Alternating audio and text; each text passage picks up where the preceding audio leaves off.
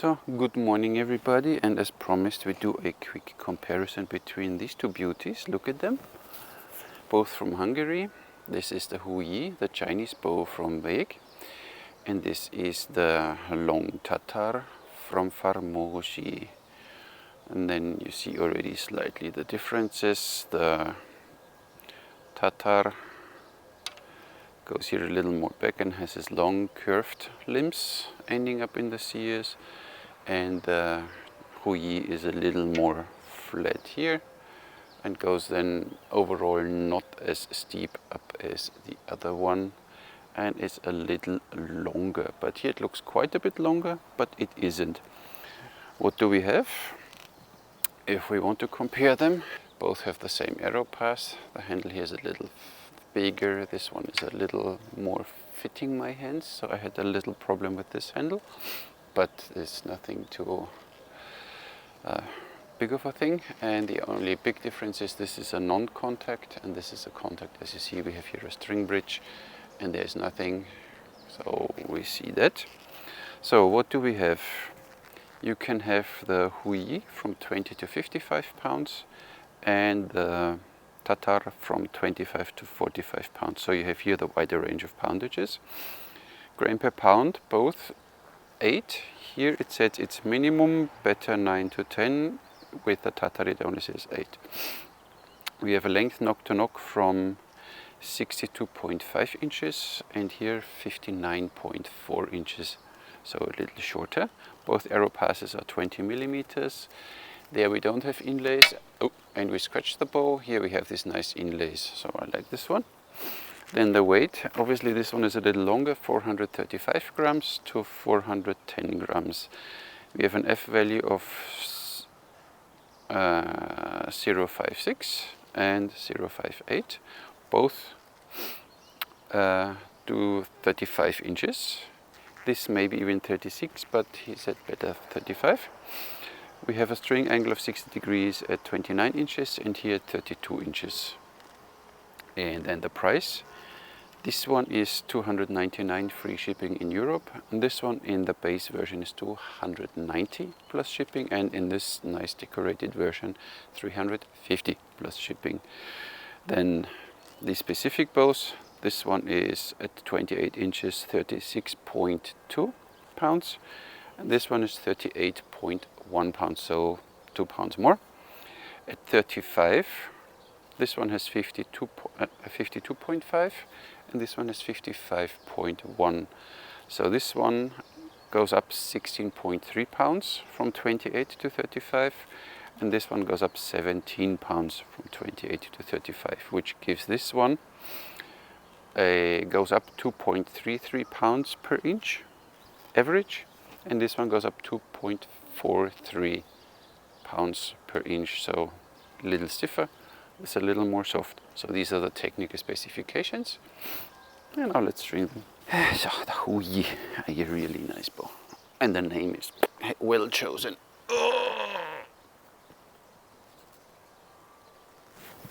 The only thing I don't know, and I don't understand, I only don't know why we have here this long tip. Could be a little shorter and saving a little weight, but it is like it is. So the Houi, nice, and the Tatar by Farmosi. And last time I got a comment how to pronounce all these names right. Thank you very much. So it's Istvan, Farmosi, Vegh, Peter Bogar and Groza. I hope I pronounce it now right. So this one is the Tatar. So here the handle is still a little, but then, so look at these ones strong now. Now you see that they come a little closer. You see that's 2.5 inches longer. What I like on the Houi is a little more braceite. And overall the strung shape looks a little more dynamic on the Houi. Here it goes a little straight. So you had this nice curves, but at the end when you string it, it goes almost straight. And here you have this more like still curvy design. Nice. So this one is a little shorter, obviously. Both nice bows. Let's shoot them. So I shoot one arrow each. And first we start with the 650 grain or something from Fairbo, Netherlands, the Manchu. A little too long, obviously. First the Houi. That throw is nice, look at this. Nice, and nothing, no vibration, and a little zing, but that's all. The Tatar by Farmosi.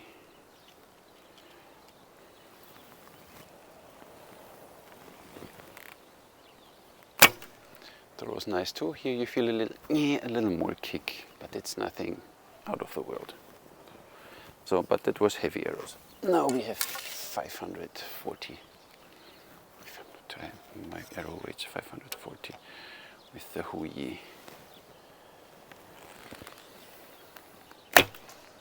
Oh, goes through, and you feel a little kick too. But of course, design.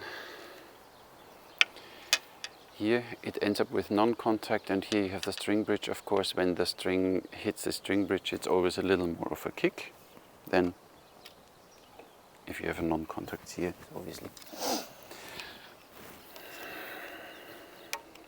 That is what you get. I mean, when you get a Manchu bow, you have a kick. You don't complain. Nice. Hard to say.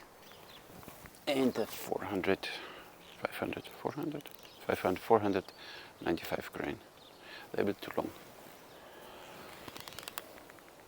But overall, this handle feels a little more comfortable for me.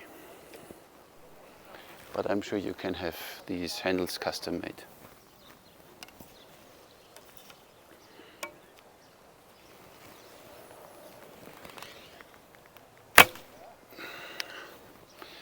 Kicks a little more with 500 grain. Quick and dirty speed comparison. But you can see this all in the individual reviews. The Vegh is a little slower. 144.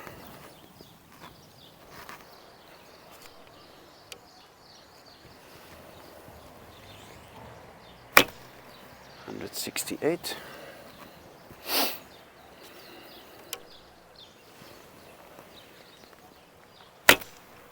$175. And the Tatar. 156.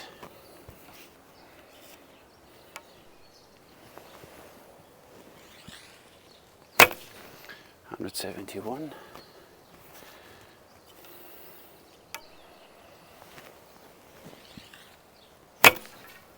$181. So speed-wise, the edge to the Tatar. It's a little short and has a little more pound. It's 3 pounds more, but should not be that big of a difference speed-wise. So if you're up for speed, the Tatar is a little faster. So let's see on 30 meters, which one is easier. I shoot now 6 arrows. The Houi.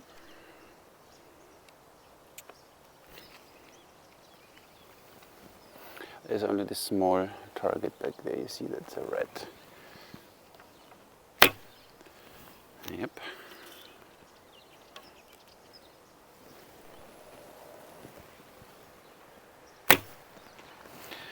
Predictable. It was only too low. So.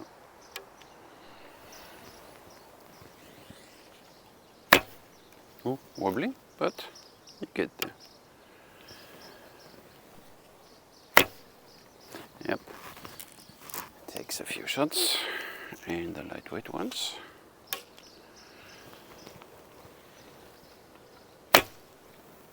Still wobbly.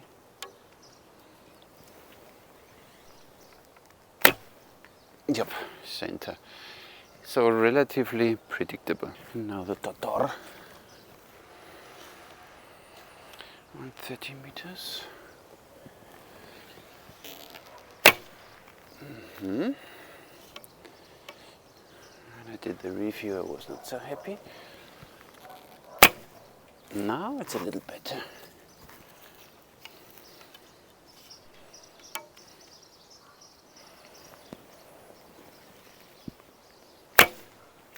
Oh, here's arrows fly bad. Ooh, that was off. Don't know where I was looking. So.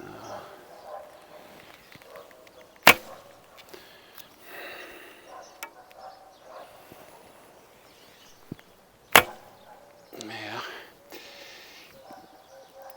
With this bow I don't feel it that good, so I'm not so sure where I point, and so that the feeling of the Houi is a little better for me.